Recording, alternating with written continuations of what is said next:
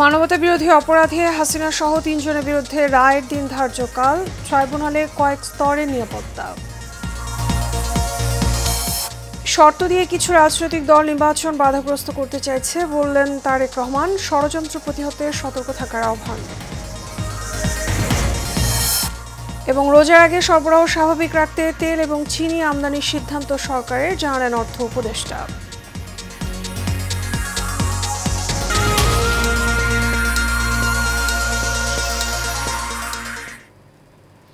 স্বাগত Asian prime নিউজে, আপনাদের সঙ্গে আছি আমি মিতা মৌসুমী। এতক্ষণ শুনছিলেন বিআরবি কেবল ইন্ডাস্ট্রিজ লিমিটেড সংবাদ শিরোনাম। এবারে চলে যাব বিস্তারিত সংবাদে। জুলাই আগস্টে সংঘটিত মানবতা বিরোধী অপরাধের অভিযোগে শেখ হাসিনা, সাবেক স্বরাষ্ট্রমন্ত্রী আসাদুজ্জামান খান কামাল এবং সাবেক আইজিপি চৌধুরী আবদুল্লাহ আল মামুনের বিরুদ্ধে আগামীকাল রায়ের দিন ধার্য করবেন আন্তর্জাতিক অপরাধ ট্রাইব্যুনাল। এর রায়কে কেন্দ্র করে আওয়ামী লীগ ঘোষিত কর্মসূচির প্রেক্ষিতে কাল ট্রাইব্যুনালে থাকছে কঠোর নিরাপত্তা। ট্রাইব্যুনাল এলাকায় সেনা মোতায়েন চেয়ে সেনা সদরে চিঠি দিয়েছে সুপ্রিম কোর্ট। গত 23 অক্টোবর বিচারপতি মোহাম্মদ গোলাম মর্তুজা মজুমদারের নেতৃত্বাধীন 3 সদস্যের আন্তর্জাতিক অপরাধ ট্রাইব্যুনাল শুনানি শেষে রায়ের দিন নির্ধারণের জন্য 13 নভেম্বর ধার্যের আদেশ দেন। এই দিন রাষ্ট্রপক্ষে অ্যাটর্নি জেনারেল এবং চিফ প্রসিকিউটরের যুক্তিতর্ক শেষে রায়ের তারিখ ঘোষণা করে আন্তর্জাতিক অপরাধ ট্রাইব্যুনাল।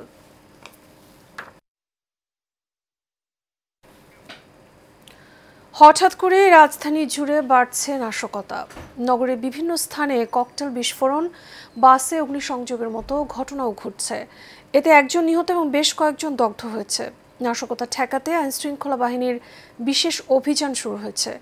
লকডাউন কর্মসূচিকে ঘিরে আতঙ্কিত হওয়ার কিছু নেই বলে জানিয়েছেন ডিএমপি কমিশনার। বিস্তারিত রকিব মানিকের রিপোর্টে। এটি কোনো সিনেমার দৃশ্য নয়। এই দৃশ্য রাজধানীর মোহাম্মদপুরের। বাইকে চড়ে 2 দুর্বৃত্তকে দেখা যায় একটি স্কুলে পেট্রোল বোমা নিক্ষেপ করতে। বোমা নিক্ষেপ করে মুহূর্তেই সটকে পড়েন। এখানেই শেষ নয়, গেল কয়েকদিন ধরে রাজধানী জুড়ে শুরু হয়েছে আগুন সন্ত্রাসী কার্যক্রম। মিরপুর, যাত্রাবাড়ি, রায়েরবাগে গেল রাতে 3টি বাসে আগুন দিয়েছে দুর্বৃত্তরা।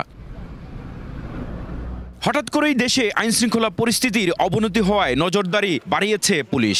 বাড়ানো হয়েছে গোয়েন্দা নজরদারি ও টহল কার্যক্রম। ঢাকা মেট্রোপলিটন পুলিশ কমিশনার জানিয়েছেন, কার্যক্রম নিষিদ্ধ একটি দলের ডাকা কর্মসূচিতে আতঙ্কিত হওয়ার কিছু নেই। আইনশৃঙ্খলা পরিস্থিতি নিয়ন্ত্রণে রয়েছে।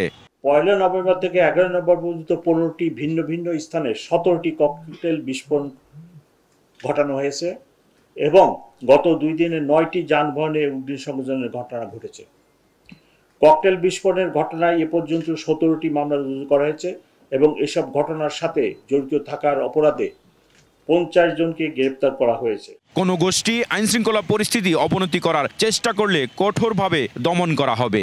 যে ধরনের নাশকতা কর্মকাণ্ড শুরু হয়েছে, এই নাশকতা আমি মনে করি যারা করে তাদেরকে প্রতিহত করবে ঢাকাবাসী। এবং ঢাকাবাসীর কাছে আমার সনির্বন্ধ অনুরোধ, ওনারা আমাদেরকে সাহায্য করুক, ওনারাও প্রতিরোধ সৃষ্টি করুক, আমরা ওনাদের সাথে আছি। দেশ জুড়ে বাড়তি নিরাপত্তা দিতে বিজিবি মোতায়েন করা হয়েছে। এছাড়া গেল রাতে রাজধানী জুড়ে নাশকতার পরিকল্পনার অভিযোগে 44 জনকে গ্রেফতার করেছে। রকিব মানিক, এশিয়ান টেলিভিশন, ঢাকা। অগ্নি সন্ত্রাসী কারা, তাদের বিষয়ে সরকারের নির্দেশনা কি, চলুন দেখে নেই। গণহত্যা চালিয়ে জনরোষের মুখে দেশ থেকে পালিয়ে যাওয়া ফ্যাসিবাদী শক্তির মদদে চলছে অস্থিতিশীলতা সৃষ্টির পায়তারা।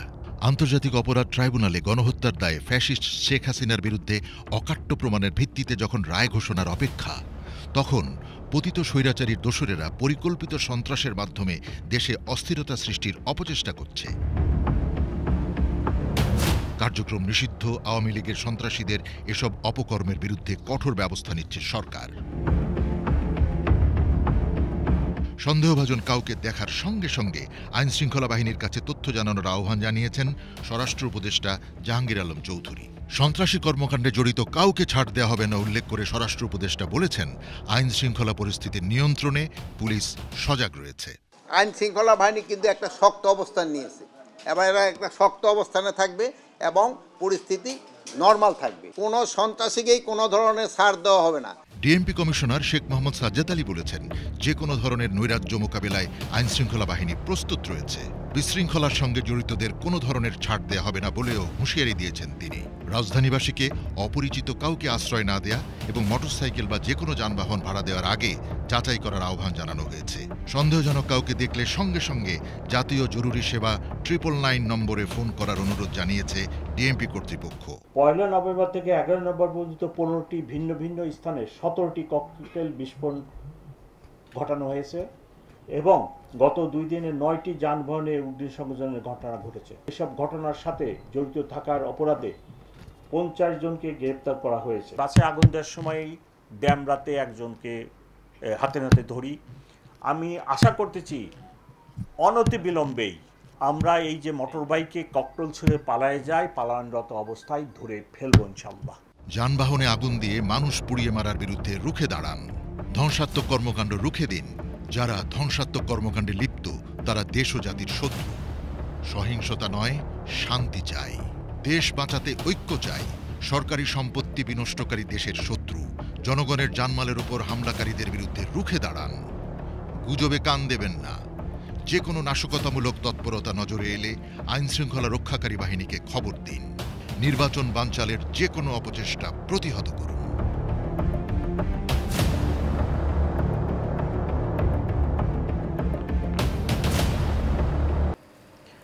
হাজার হাজার কোটি টাকা দিয়ে গণভোট আয়োজন না করে সে টাকা জনগণের স্বার্থে খরচ করার আহ্বান জানিয়েছেন বিএনপির ভারপ্রাপ্ত চেয়ারম্যান তারেক রহমান। জাতীয় বিপ্লব এবং সংহতি দিবস উপলক্ষে আয়োজিত আলোচনা সভায় এসব কথা বলেন তিনি। এ সময় বিএনপির শীর্ষ নেতারা দেশ এবং জনগণের স্বার্থে সবাইকে ঐক্যবদ্ধ থাকার আহ্বান জানান। মোশাররফ তালুকদারের ক্যামেরায় কাউসার আহমেদের রিপোর্ট। রাজধানীর চিরমৈত্রী সম্মেলন কেন্দ্রে জাতীয় বিপ্লব ও সংহতি দিবসের 50 বছর পূর্তি অনুষ্ঠানের আয়োজন করে বাংলাদেশ জাতীয়তাবাদী দল বিএনপি। এতে ভার্চুয়ালি যুক্ত হয়ে বক্তব্য রাখেন বিএনপির ভারপ্রাপ্ত চেয়ারম্যান তারেক রহমান। যারা বাংলাদেশকে তাবেদার রাষ্ট্রে পরিণত করতে চেয়েছিল, যারা জনগণের গণতান্ত্রিক রাজনৈতিক অধিকারকে হরণ করে আমাদের এই প্রিয় মাতৃভূমি বাংলাদেশকে একদলীয় স্বৈরাচারী শাসন কায়েম করতে চেয়েছিল, যারা দেশের শৌর্য, বীর্য, সাহস এবং সম্মানের প্রতীক বাংলাদেশ সেনাবাহিনীর গৌরবকে ভুলুণ্ঠিত করতে চেয়েছিল, 1975 সালের 7 নভেম্বরের এই দিনে দেশপ্রেমিক সিপাহী জনতার ঐতিহাসিক বিপ্লবের মাধ্যমে তাদের পরাজয় ঘটেছে। এ সময় তিনি বলেন, কোন রাজনৈতিক দল যদি অন্তর্বর্তীকালীন সরকারকে দুর্বল পেয়ে যা ইচ্ছে তাই আদায় করে নিতে চায় কিংবা বিএনপির বিজয় ঠেকাতে অপকৌশলের আশ্রয় নেয়, সেটি তাদের রাজনৈতিক বিপর্যয়ের কারণ হবে। কোন রাজনৈতিক দল যদি অন্তর্বর্তীকালীন সরকারকে দুর্বল পেয়ে যা ইচ্ছা তাই আদায় করে নিতে চায় কিংবা জনগণের দ্বারা বিএনপির বিজয় ঠেকাতে চায় বা কোনো অপকৌশল গ্রহণ করে, সেটি মনে হয় শেষ পর্যন্ত তাদের নিজেদের জন্যই রাজনৈতিক বিপর্যয়ের কারণ হয়ে দাঁড়াবে বা দাঁড়াতে পারে কিনা সে ব্যাপারে তাদের বোধহয় সতর্ক থাকা দরকার।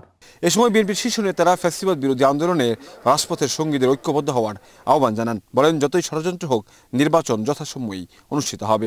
জাতীয় ঐক্যকে বিনষ্ট করছে যে ঐক্য প্রক্রিয়ার মাধ্যমে বাংলাদেশ এত দূর এগুলো, যে ঐক্য প্রক্রিয়ার মাধ্যমে এই জাতীয় নেতৃবৃন্দ গণতন্ত্র পুনরুদ্ধারের প্রায় দ্বার প্রান্তে। ভারতে বসে মাফিয়া নেত্রী নির্বাচন বাধাগ্রস্ত করার জন্য অনেক সন্ত্রাসী কার্যক্রম আগামী দিনে পরিচালনা করবেন। নানান ধরনের আহ্বান জানানো হবে। এদের কোনো দেশ নেই। বাংলাদেশের যত দুর্ঘটনা হয়েছে, গণতন্ত্রের বিনাশ হয়েছে, বাংলাদেশের সর্বনাশ হয়েছে, তার সকল ইতিহাসের সাথে আওয়ামী লীগ জড়িত। সবাই মিলে ঐক্যবদ্ধভাবে সেই সমস্ত চক্রান্তকে রুখে দিয়ে বাংলাদেশকে সত্যিকার অর্থে একটা গণতান্ত্রিক রাষ্ট্রে উত্তরণের পথকে সুগম করি। দেশনায়ক দেশনেতা আমাদের তারেক রহমানের নেতৃত্বে। অনুষ্ঠানে বিভিন্ন রাজনৈতিক দলের নেতারাও চলমান বিভিন্ন চক্রান্তের বিরুদ্ধে সোচ্চার হওয়ার আহ্বান জানান। কাউসার আহমেদ, এশিয়ান টেলিভিশন, ঢাকা। নির্বাচনের আগে গণভোট এবং জুলাই জাতীয় সনদ বাস্তবায়নের আদেশ জারি সহ 5 দফা নিয়ে আগামী রোববার পর্যন্ত আলটিমেটাম দিয়েছে জামায়াত সহ 8 দল।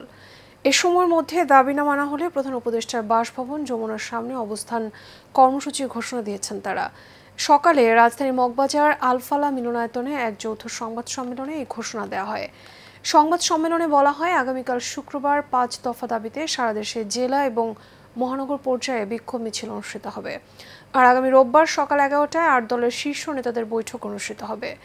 এর আগে দাবি মেনে না নেওয়া হলে সংবাদ সম্মেলন থেকে প্রধান উপদেষ্টার কার্যালয়ে যমুনার সামনে অনির্দিষ্টকালের জন্য অবস্থানের কর্মসূচি ঘোষণা করা হবে।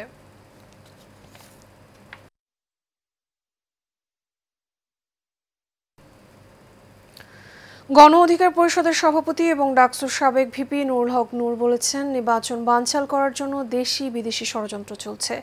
স্বৈরাচারী ফ্যাসিবাদী শক্তি দেশে অস্থিতিশীল পরিবেশ সৃষ্টি করছে অভিযোগ করে তিনি বলেন, ভীতিকর পরিস্থিতি সৃষ্টি করে নির্বাচনকে বানচাল করার চেষ্টা চলছে। আজ হবিগঞ্জ পৌরসভা মাঠে সদর শায়েস্তাগঞ্জ লাখাই আসনে গণ অধিকার পরিষদের প্রার্থী অ্যাডভোকেট চৌধুরী আশরাফুল বারী নোমানের নির্বাচনী সমাবেশে প্রধান অতিথির বক্তৃতায় তিনি এসব কথা বলেন।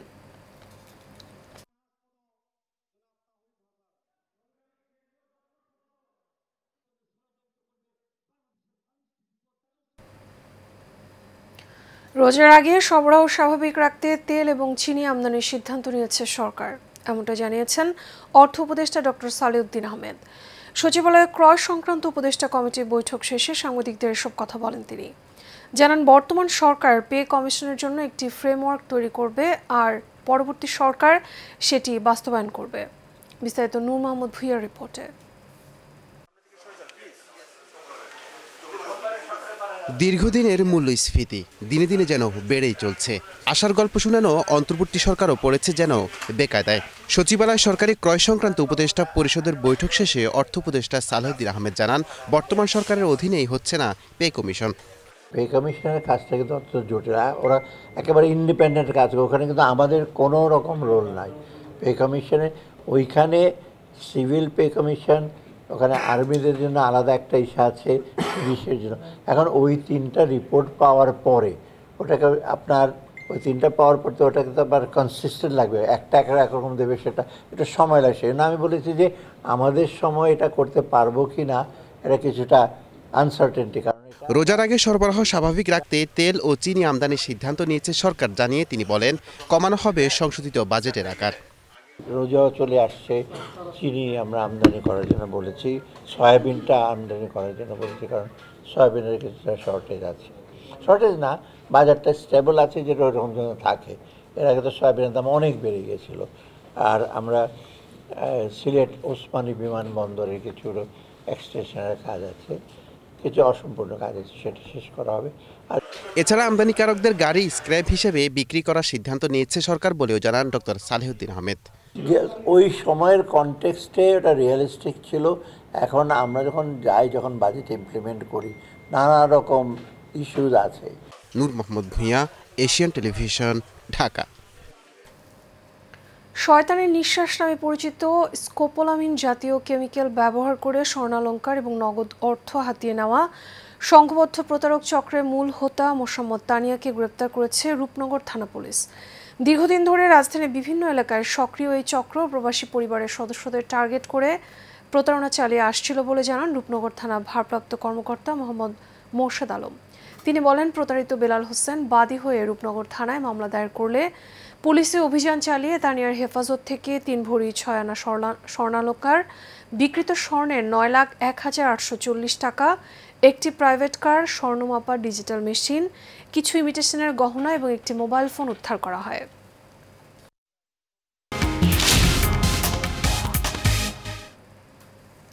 এবার আন্তর্জাতিক।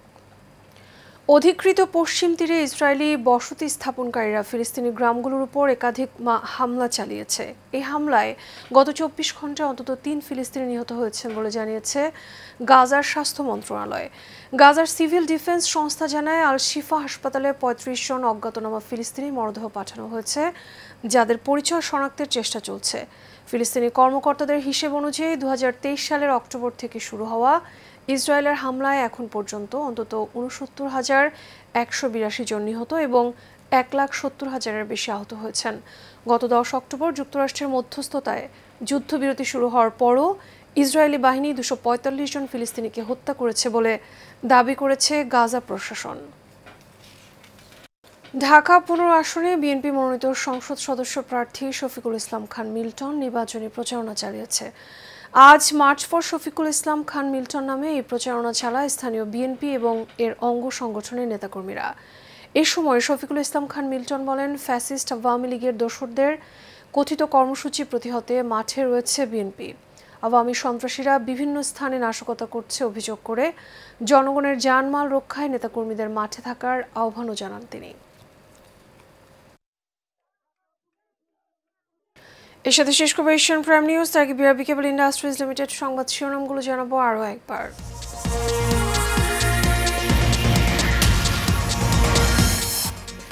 মানবতা বিরোধী অপরাধে হাসিনা সহ 3 জনের বিরুদ্ধে রায়ের 3 ধার্যকাল, ট্রাইব্যুনালে কয়েক স্তরে নিরাপত্তা। শর্ত দিয়ে কিছু রাজনৈতিক দল নির্বাচন বাধাগ্রস্ত করতে চাইছে বললেন তারেক রহমান। ষড়যন্ত্র প্রতিহতে সতর্ক থাকার আহ্বান। এবং রোজার আগে সরবরাহ স্বাভাবিক রাখতে তেল এবং চিনি আমদানির সিদ্ধান্ত সরকারের, জানালেন অর্থ উপদেষ্টা।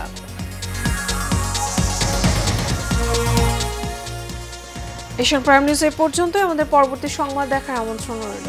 এতক্ষণ সাথে থাকার জন্য ধন্যবাদ সবাইকে।